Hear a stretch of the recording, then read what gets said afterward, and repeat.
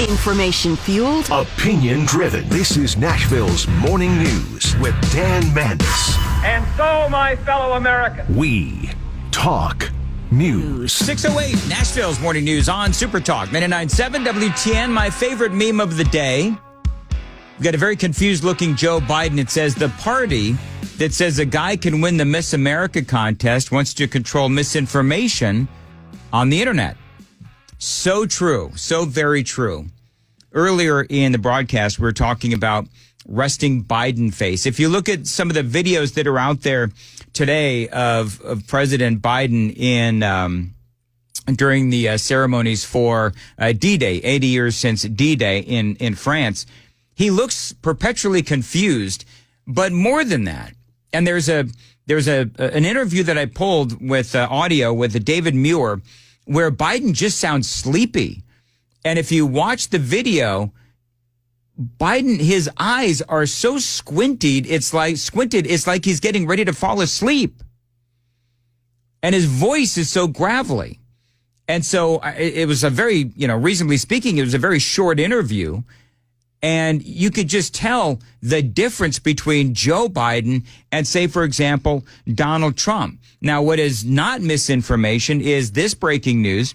President Biden has unveiled another $225 million military aid package to Ukraine because it just never stops. CNN reporting today in a Normandy speech, Joe Biden is going to make the case for democracy in a speech upcoming here in the next couple of hours. I don't know when that's supposed to be.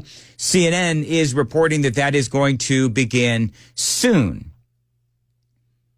I mean, yesterday we were on the air and we heard the president, and he was once again talking about democracy because that's all he ever talks about is protecting democracy.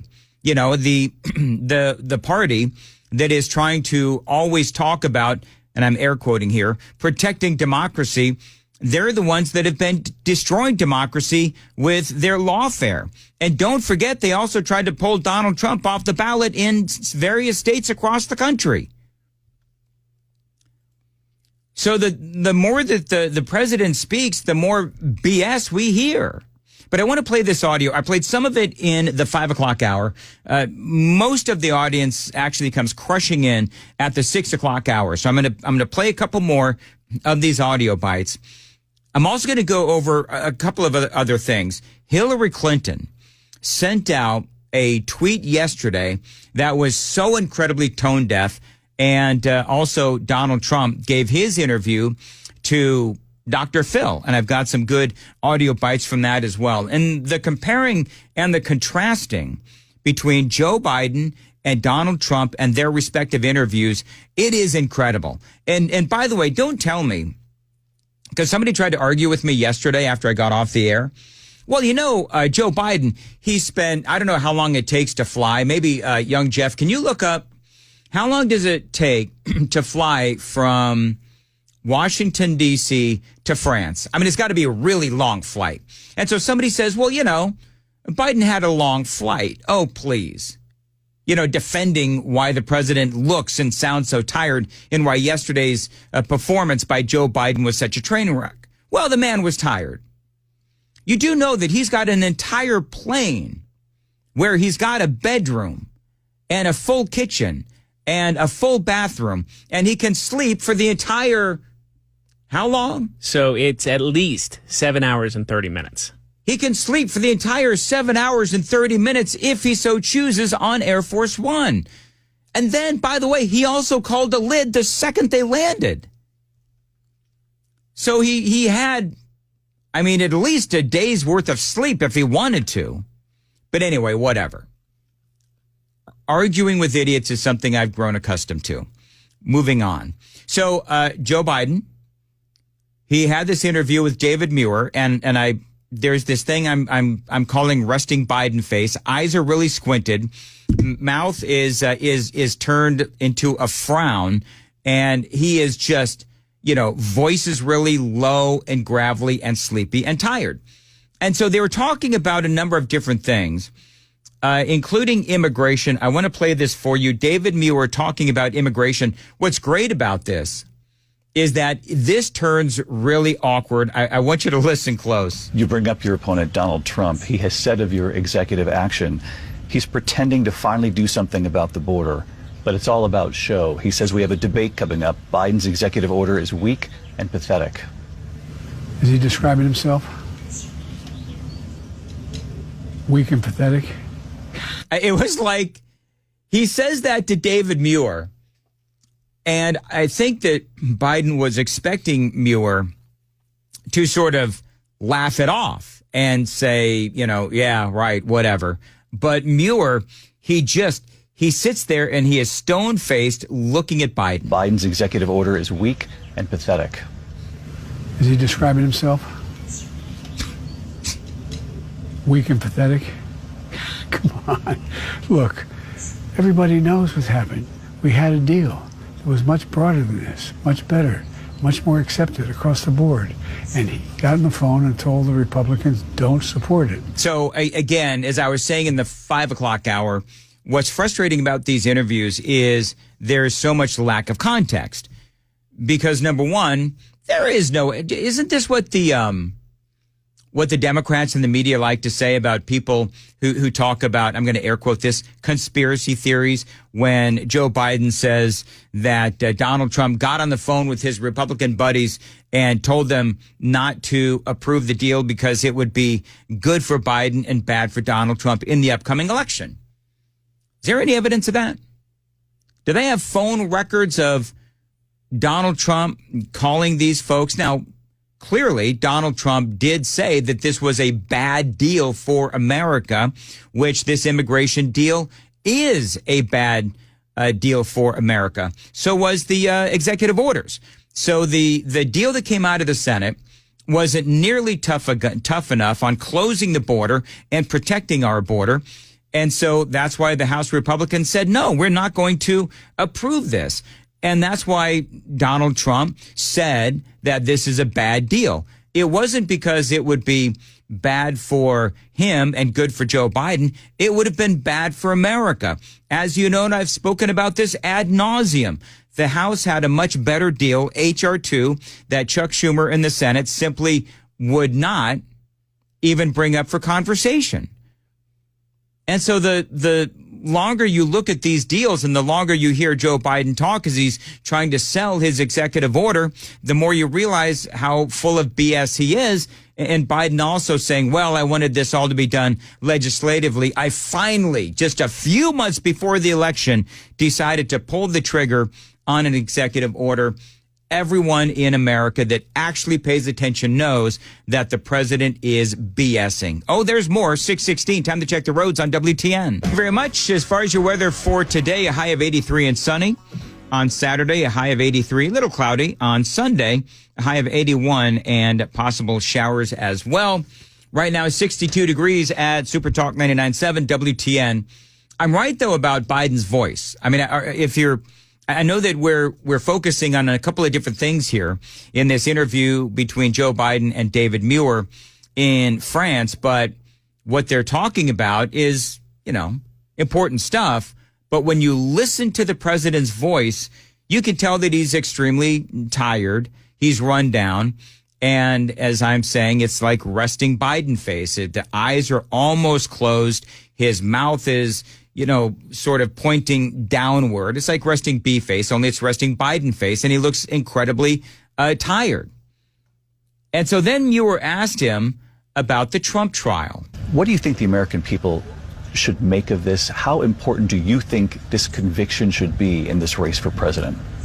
That's for the public to decide, but one thing for certain is stop undermining the rule of law. Wow. Stop undermining the institutions. That's what this whole effort is. All the MAGA Republicans are coming out saying this was a fix. This was a jury that this was a judge that set up to get Trump. There's no evidence of any of that. None. He's trying to undermine it. Look, he got a fair trial. The jury spoke like they speak in all cases, and it should be respected. Do you think Donald Trump got a fair trial? You have a jury that is from, deep blue, progressive, anti-Donald Trump country, New York. That's number one. Number two, when you heard the president say, well, there's no evidence that this judge is anti-Donald Trump or was out to get Donald Trump, there is plenty of evidence for that.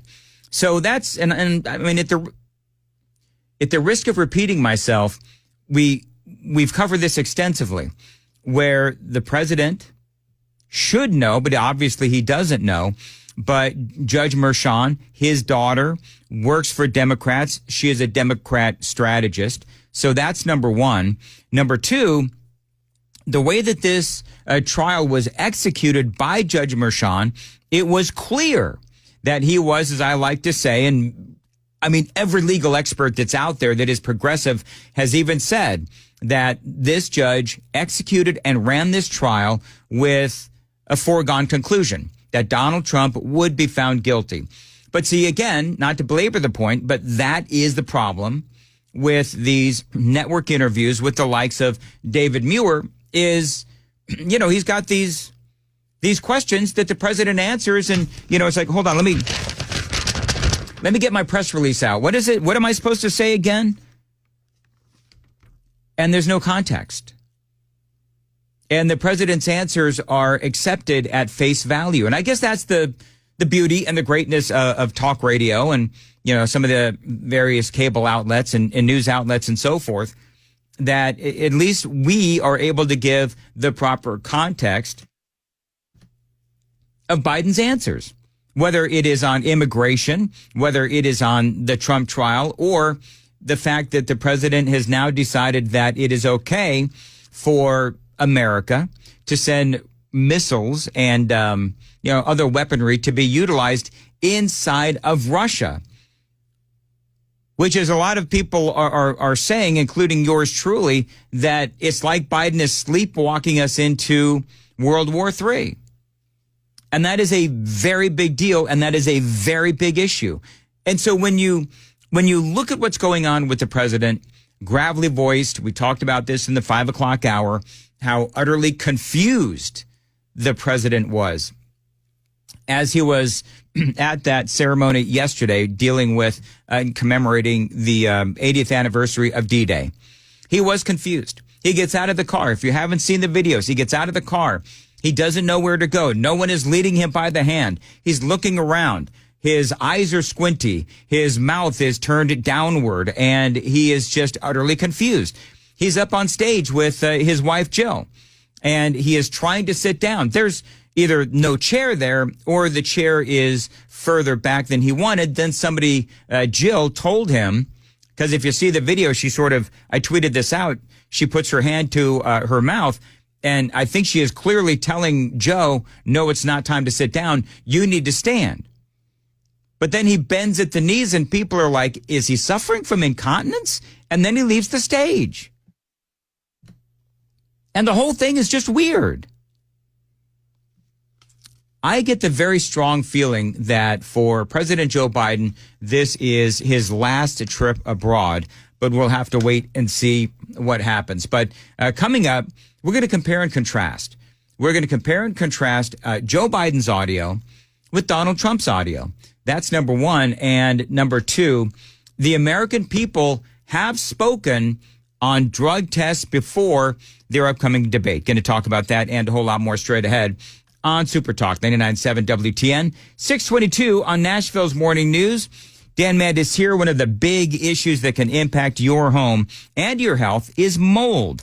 Now, lucky for you, United Structural Systems, they're offering you $500 for the best mold treatment available today. They've got a certified team that will locate that mold in your crawl space and get rid of it permanently. And right now they're offering you $500 off as well, because USS is always looking out for you. They're home to their 3-step RTE process. They remove the mold. They treat the area so it doesn't come back, and then they encapsulate your crawl space to keep it dry and mold-free. You know that stuff comes back without the right treatment.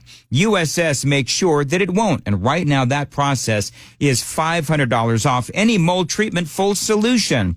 Breathe easier and spend wisely with USS and their $500 off mold treatment special, just for listeners to to WTN. They'll also, by the way, inspect your foundation while they're at it. So call them today, United Structural Systems. You can always find them online. It's USSTN.com. That's USSTN.com. It is 6:23 on Nashville's Morning News. Ken Weaver, what's coming up in the news? Hear from residents who claim Nashville is threatening wage garnishment and more for what these residents say are invisible parking tickets. Codifying birth control shot down in the U.S. Senate. 24 people crammed into a hidden trailer compartment. But that's not all at 6:30 on Super Talk 99.7 WTN.